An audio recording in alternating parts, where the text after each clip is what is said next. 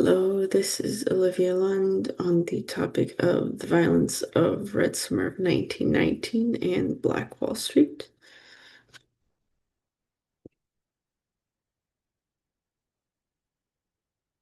There were growing tensions in the early 1900s due to tensions between Black people and white people.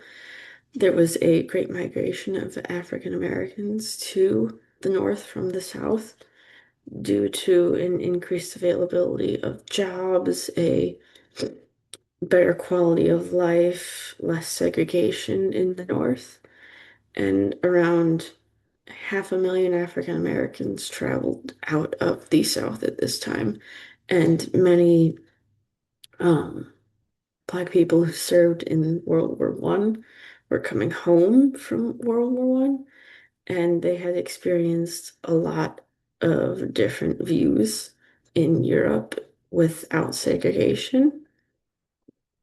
And they were trying to bring those views back home. The event known as the Red Summer, one of the earliest events of this, happened in Washington, D.C. on July 19th, 1919, where a Black veteran, Randall Neal, was coming home and he was killed in Washington, D.C.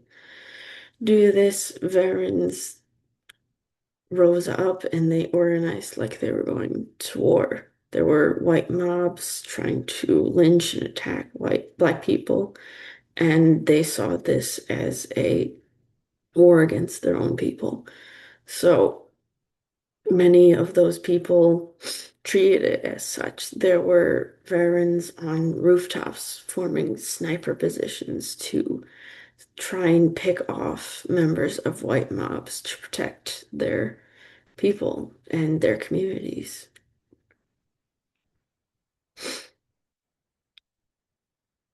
And another occurrence was in Elaine, Arkansas, where that massacre began in September 30th, 1919.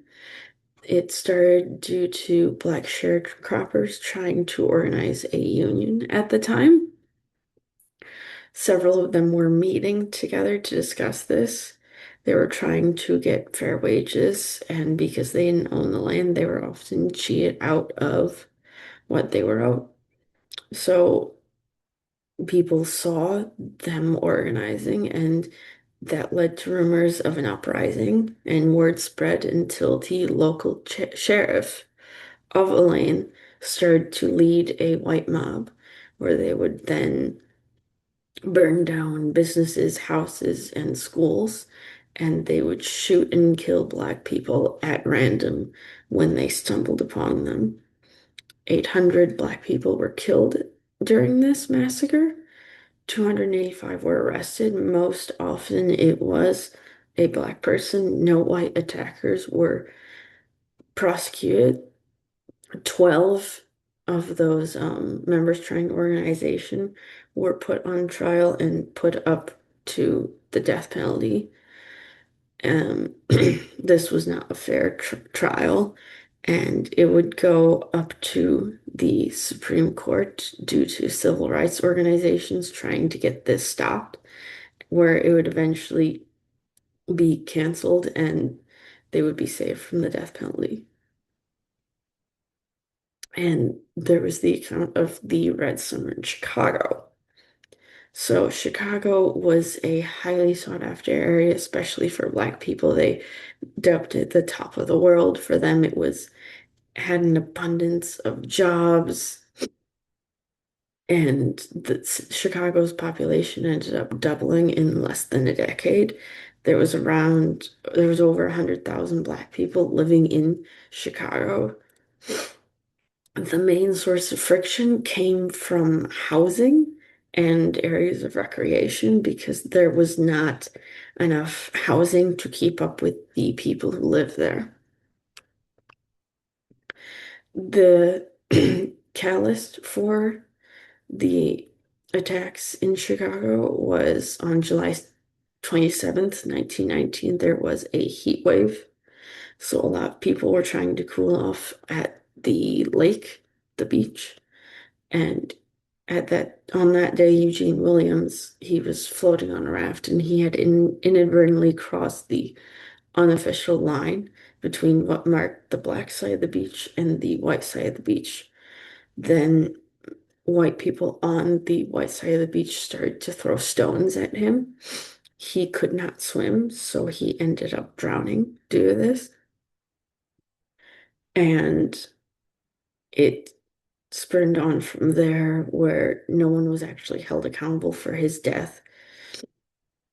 And this created so much tension that overflowed in mobs on both sides of people. There was a white gang known as the Athletic Club that wreaked havoc on the black community known as Brownsville. That was the where most black people lived in Chicago.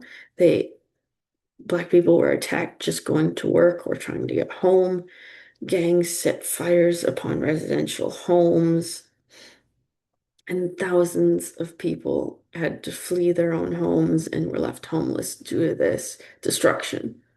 The National Guard later had to be brought in to handle the situation, and there were around 38 killed and 537 injured.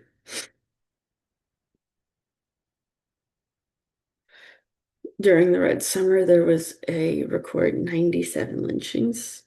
That doesn't count the unrecorded amount, which generally adds to that number. Thousands of Black people were killed, thousands of homes and businesses were destroyed, and it reached 26 cities, including DC, Chicago, Omaha, Elaine, and several others. This was a sweeping event that happened throughout the nation. There, there was also a massacre in Tulsa, Oklahoma. There was an area of Tulsa called Greenwood, nicknamed Black Wall Street. It was formed by a black man who wanted to try and give back to his community and create a their own way of living. And residents had just about anything they needed inside of Greenwood. There were dentist offices, there were shops, schools, theaters, and their residents, like James Homer Johnson, who are quoted as saying that they never fully felt the effects of segregation because everything they ever wanted and needed was inside Greenwood. It was a perfect example of what Black people could create if given the opportunity. And we see that that was soon destroyed. There was a lot of persecution because a lot of white people didn't want to see Black people prospering. They didn't want that to happen for them to give a higher position in society. And on May 30th, 1921, this came to a head where Dick Rowland and Sarah Page were inside an elevator where she worked as the elevator attendant, and something happened on the elevator.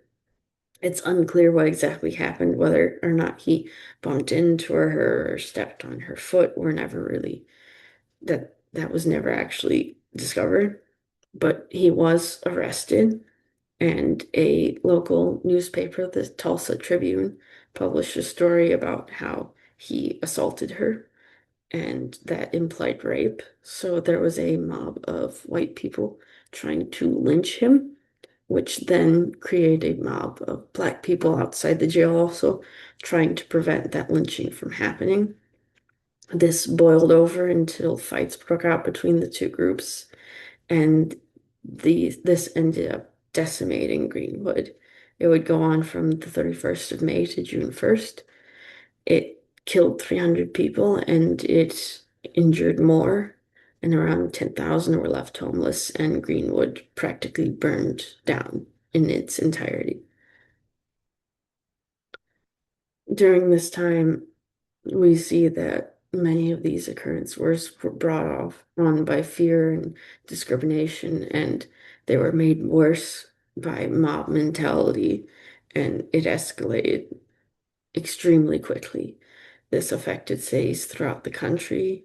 where small civil wars essentially popped up in these cities, and it killed hundreds, even thousands, and if countless were affected due to this. And that is all.